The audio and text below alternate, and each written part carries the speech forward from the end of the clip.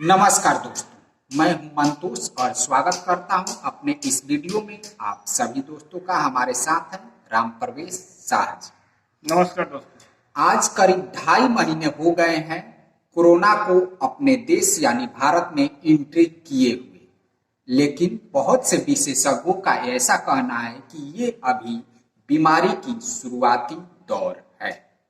जैसा कि कुछ ही दिन पहले हमारे प्रधानमंत्री जी ने लॉकडाउन 2 अभी शुरू हो चुका है और शुरू कर दिए हैं, जो कि 3 मई तक यानी 19 दिनों के लिए और इसे बढ़ा दिया गया है। तो हम राम प्रवेश शाह जी से ये जानना चाहेंगे कि क्या अभी ये भारत में इस बीमारी का शुरुआत ही है या मध्यम है, लास्ट तो हम कर नहीं कह सकते हैं। तो इस बारे में आप क्या कहेंगे? देखिए, अलग अलग विशेषज्ञों की राय अलग अलग है इस मुद्दे पर। जी जी। कुछ लोग इसे शुरुआत मान रहे हैं जी। हालांकि इसे शुरुआत मानना अभी जल्दबाजी होगी जी। क्योंकि 2.5 महीने का समय बीत चुका है। इस मतलब पहला पॉजिटिव जो मामला सामने आया था जी जी। अपने देश के अंदर, जी जी। उस हिसाब से 2.5 महीने का अरसा बीत चुका है जी।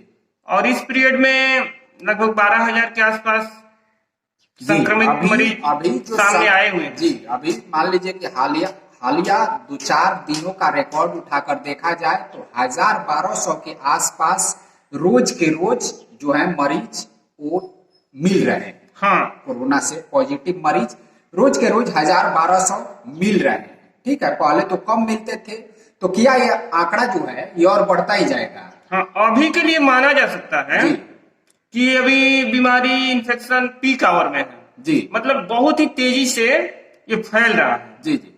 क्योंकि इधर 2-4-5 दिनों में जी 1,000 के आसपास प्रत्येक दिन मरीज मिल रहे हैं। जी। जी इस हिसाब से कहा जा सकता है कि अभी इसकी रफ्तार चल रहा है। जी। संक्रमण का रफ्तार भारत के अंदर जी जी। इसे कहा जा सकता है। जी और देखिए, फिर भी सुकून की बात यह है कि अभी तक हमारे देश में काफी बड़ी जनसंख्या वाला अपना देश है जी। और इतनी बड़ी आबादी में अगर 2.5 महीने का अरसा बीत जाने के बाद भी जी जी। अगर संक्रमण का आंकड़ा 12,000 के आसपास है जी, तो 12-13,000 के आसपास जी, है इसे फिलहाल में। एक सुकून वाली बात ही कहा जाएगा जी जी। अन्य देशों के मुकाबले। जी। America, Britain, France, Spain, Italy आदि देशों के जी मुकाबले। जी। जैसा कि हमारे प्रधानमंत्री जी भी कहे थे कि मान लीजिए कि एक ही साथ और देशों में भी शुरू हुआ और भारत में भी शुरू हुआ, तो वहां की अगर गणना किया जाए, जैसे कि अमेरिका है, इटली है, फ्रांस है, जर्मनी है, ईरान है, तो इन देशों को देखा जाए तो उसकी अपेक्षा भारत जो है काफी अभी संतोषजनक स्थिति में कहा जा सकता है। लेकिन यहाँ की जो पब्लिक है, कुछ मूर्ख पब्लिक भी है और कुछ मान लीजिए कि उदंड पब्लिक भी है, जो कि सरकार की जो भी लॉकडाउन है उसे सही तरीके से पालन हो नहीं रहा है और ना ही यहाँ पे प्रशासन मान लीजिए कि उतना व्यापक पैमाना में है कि सभी लोगों को ध्यान रख। देखिए, वही बात मैं कह रहा था जी। पहले तो मैंने जनसंख्या का जिक्र किया जी जी। कि अपने देश में 130-135 करोड़ की आबादी, बिल्कुल। इतनी घनी आबादी, साफ सफाई का भी अभाव है अपने देश मान में। लीजिए कि यहाँ पे संसाधन भी नहीं है, संसाधनों उस की तरह भी के। घोर किल्लत है। जी जी। जिस तरह यूरोप और अमेरिका में आप देखेंगे, जी वहां का जो रहने का तरीका है, डिसिप्लिन है, जी जी। वो अपने यहाँ नहीं है। जी जी। इस हिसाब से प्लस लोगों के अंदर जो समझ की बात है, जहां तक जी वो भी देख रहे हैं कि किस तरह की घटनाएं अपने देश में सामने आ रही हैं। जी जी। किस तरह से मेडिकल टीम पर हमला, पुलिस पर हमला, मतलब कुछ मान लीजिए कि जो धार्मिक बंधन वाले हैं वो भी इसी में बंधे हुए हैं और वो भी इसी में उत्पात मचाए हुए हैं। हाँ। इसी बीमारी में मान लीजिए कि और जो राजनीति है वो भी कुछ हावी हाँ। है इसमें, जो कुछ राजनीतिक एलिमेंट है वो भी इसमें आग लगाने का काम कर रहे हैं, लोगों की भावनाओं को भड़का रहे हैं। जो वोट वाले हैं। हाँ। जो सरकार है जो टाइट कार्रवाई करनी चाहिए, जो एक्शन लेना चाहिए, तो वोट के लालच में वो भी मान लीजिए कि कहा हाँ। जाए तो एक तरह से नपुंसक बनी हुई है जी। कि सरकार उन पे कोई खास एक्शन नहीं ले पा रही है। और इस बीमारी की जहां तक नाजुकता है, हमें विदेश में हम देखने को उसका हम देख रहे हैं, लेकिन इस बीमारी की नाजुकता को अभी शायद भारतवासी सही तरीके से नहीं समझ पा बहुत से रहे लोग इसे मजाक में ले रहे जी हैं। जी। जैसा कि मान लीजिए कि आज ही हम एक पेपर पढ़ रहे थे जिसमें वो बोल रहा था कि ये बीमारी अभी तक की मानव सभ्यता में सबसे घातक बीमारी है। ठीक है, इससे पहले मान लीजिए कि 1918 में भी एक बीमारी आई थी जिसे स्पेनिश फ्लू के नाम से जाने जाते हैं, जिसमें करीब यूरोपियन कंट्री में 5 करोड़ के आसपास लोग मारे गए थे। लेकिन उससे भी भयावह इस बीमारी की स्थिति है। देखिए आज भारत की स्थिति, भारत पे हम अगर आते हैं तो भारत में ये है कि लोग जनधन योजना में 500 रुपये के लिए बिना किसी सोशल डिस्टेंसिंग की परवाह किए बगैर सब लाइन में लग जाते हैं। हाँ ठीक है। देखिए, और उसमें भी एक है जी। कि लोगों के अंदर कुछ लोगों ने ये अफवाह भी उड़ा दी है जी। कि अगर पैसा आप नहीं उठाएंगे तत्काल जी। तो पैसा वापस हो जाएगा। बताइए कितनी मूर्खतापूर्ण हाँ, बात कितनी है। मूर्खतापूर्ण बात ठीक है। है, इसमें कुछ साजिश भी है, कुछ हाँ, कुछ नादानी भी। कुछ नादानी भी है, कुछ सारे शरारती तत्व भी हैं हाँ। जिनका मान लीजिए कि किसी प्रकार का कोई मिशन नहीं है लेकिन वो बोल दे रहे हैं। उनका काम ऐसे ही ही है ऐसी बातें बोलना, जी, लोगों जी। के अंदर भ्रम पैदा करना, शरारत में ही। अब इसका हाँ। अंजाम क्या होगा वो कुछ नहीं हाँ। जानते हैं, लेकिन वो शरारत में ही बोल दे रहे हैं कि जाके जल्दी से ले लो, नहीं तो वो पैसा फिर वापस चला जाएगा। वैसे शरारती तत्व है कि वो अंजाम से तो वाकिफ नहीं है। जी जी और अंजाम बुरा होगा तो वो लोग उसके मतलब एक तरह से मजा लेते हैं, आनंद लेते हैं। जी जी ऐसे भी गिरे हुए इंसान हैं। जी। अब देखिए एक बात नोट करने वाली है कि जो पैसा खाते में आ जाता है जी, जी।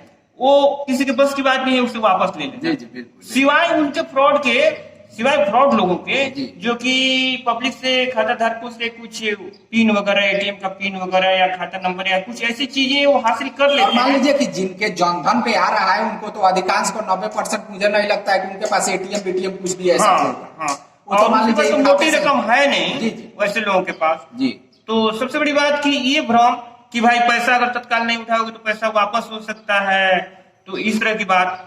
अब देखिए इस वजह से भी लोग बैंकों की तरफ उमड़ रहे हैं। जी, जी, जी। और मतलब गांव देहात में ही नहीं बल्कि बड़े बड़े शहरों की आप बात करें जी। तो वहां भी ऐसे देखने को मिल रहा है कि बहुत सारी भीड़ इकट्ठा हो जा रही है और सोशल डिस्टेंसिंग का धज्जियां किसी तरह की इसमें ध्यान नहीं रखा जा रहा है। जबकि अभी अगर मान लीजिए कि आप महाराष्ट्र की बात करें तो वहां पे बांद्रा स्टेशन पे 14 तारीख को, हाँ 14 तारीख को शाम के समय जब हमारे प्रधानमंत्री जी स्पीच दे रहे थे 10 बजे सुबह में, तो उसी टाइम से वहां पे लोग जमा होना शुरू हो गए पूरी तरीके से। और मान लीजिए कि जो शासन प्रशासन है वो बिल्कुल तरीके से अनभिज्ञ है। अगर उसमें कोई भी मान लीजिए कि संक्रमित व्यक्ति जाता है तो उसे तो संक्रमण फैलेगा ही। हाँ बिल्कुल। तो इसे इस तरह से देखते हुए मान लीजिए कि हम इसे ये भी कह सकते हैं कि ये भारत के लिए अभी शुरुआती दौर ही है। ठीक है, ये कोरोना जो बीमारी है उसके लिए यहाँ पे ये भी माना जा सकता है कि जो अभी दिन चल रहे हैं हम, तो इस बीमारी के लिए ये करीब करीब मान लीजिए कि शुरुआती दौर ही माना जा सकता है। अभी ये देखना पड़ेगा कि ये बीमारी कहाँ तक जाता है और किन किन लोगों को और कितनी बस्तियों को और कितने शहर को अपने जद में ले देखिए लेता है। जैसा कि आपने जिक्र किया जी कि 1920 के आसपास जो महामारी विश्व में फैली हुई थी, जी जी उसमें करोड़ों लोगों की जाने गई जी जी और उससे भी ये घातक बीमारी है विशेषज्ञों की राय में। जी उस हिसाब से देखा जाए तो अभी तो पूरे विश्व के लिए एक मतलब सुकून वाली बात है जी कि अभी इन्फेक्शन भी करोड़ों में नहीं फैला है। बिल्कुल बिल्कुल तो बिल्कुल ये सुकून वाली बात है। इसका एक वजह यही माना जा सकता है कि भाई कुछ सावधानियां जो और सरकारों की कुछ जो है तो लोगों पर बंदिश है, जी जी उस वजह से सोशल डिस्टेंसिंग या मास्क या अन्य तरह के उपाय जी जी जिसकी वजह से बीमारी का फैलाव उस हिसाब से नहीं हुआ है। जी जैसा और कि इतिहास में जो महामारी फैली थी उसमें करोड़ लोग मरे थे, जी। तो उस हिसाब से तो नहीं कहा जा सकता है। अब लोग इसे मजाक में अगर समझेंगे जी तो अब भविष्य किसने देखा है, हो सकता है ये अगर इसका फैलाव ज्यादा हो जाए जी। तो ये संभालने से संभलने वाली चीज नहीं जी और भारत की स्थिति और भी दयनीय हो जाएगी। दयनीय हो जाएगी, क्योंकि यहाँ पे तो हॉस्पिटल की बात छोड़िए, छत के नीचे की तो बात छोड़िए, अगर यहाँ पे बड़े पैमाने पे फैल जाती है तो टेंट में भी लोगों को जगह नहीं मिलेगा। उसके बाद से टेंट गिराया जाएगा और उसमें भी जो मरीज है उन लोगों को जगह नहीं मिल पाएगा और 10 दिनों के बाद भी एक मरीज को डॉक्टर देख पाएगा कि नहीं देख पाएगा।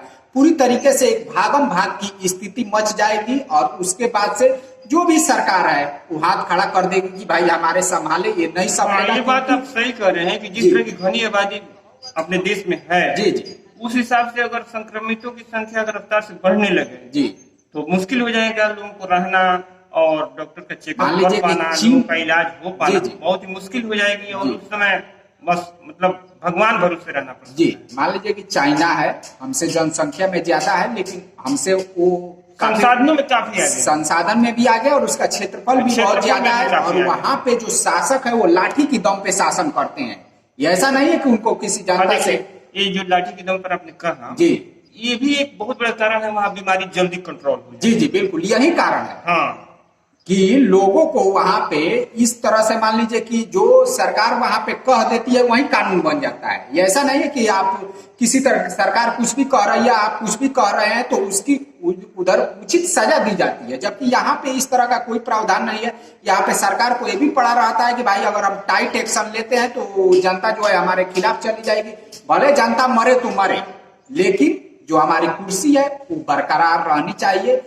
भारत की जो भी मान लीजिए कि राजनीतिक पार्टियां हैं वो इस स्तर पे भी एक तरह से सोचती है। बहुत गिरा हुआ स्तर कहा जा सकता है। जी। और इसमें देखिए समझदारी जनता को ही दिखानी होगी, जी। क्योंकि अपने जान माल की रक्षा जनता को ही करनी है। बिल्कुल बिल्कुल। तो हर तरह से सावधानी और अपने जान माल की रक्षा करते हुए इस बीमारी को जितना जल्दी कंट्रोल करने में अगर जनता मदद करे, जी। उतना ही जल्दी सब कुछ सामान्य हो जाएगा अपने देश जी, में। जी, और हम सब यही मतलब दुआ करें, कामना करें कि लोग जो है सो नियमों का पालन करेंगे, सावधानियों को बरतेंगे और सरकार के दिशा निर्देशों का पालन करते हुए अपनी जान की रक्षा करेंगे और बीमारी के फैलाव चलिए, को यथाशीघ्र रोकने में हम सब कामयाब होंगे। एक अंतिम सवाल हम आपसे पूछ रहे हैं कि जो कोरोना बीमारी है या जिस तरह से इसका फैलाव है, क्या ये मानव सभ्यता को भी खत्म कर सकता है? नहीं, ऐसा कुछ नहीं। जी, मुझे ऐसा कुछ नहीं लगता। जी जी, ये मतलब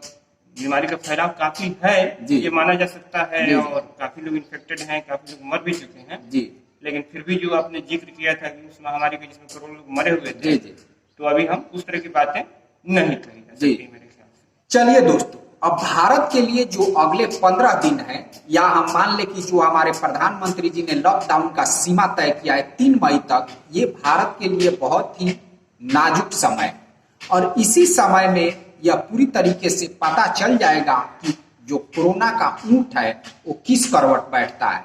क्या भारत को ये तबाही की तरफ ले जाएगा, या इसमें अगर कमी आने लगेगी तो फिर मान लीजिए कि पूरी तरीके से भारत एक तरह से बच जाएगा। हाँ, जो तबाही हो गई है वहीं तक रह जाएगा। जी जी जी, तो देखने वाली बात है। जो अगले 15 दिन है ये बहुत ही नाजुक है और इसमें आप सभी लोगों का साथ चाहिए। अगर साथ नहीं होगा तो फिर ये बीमारी पूरी तरीके से जकड़ने के बाद अगर आप संभल भी गए तो फिर संभलने का कोई भी मायने नहीं रह जाएगा। इस बात का आप लोग ध्यान रखिएगा।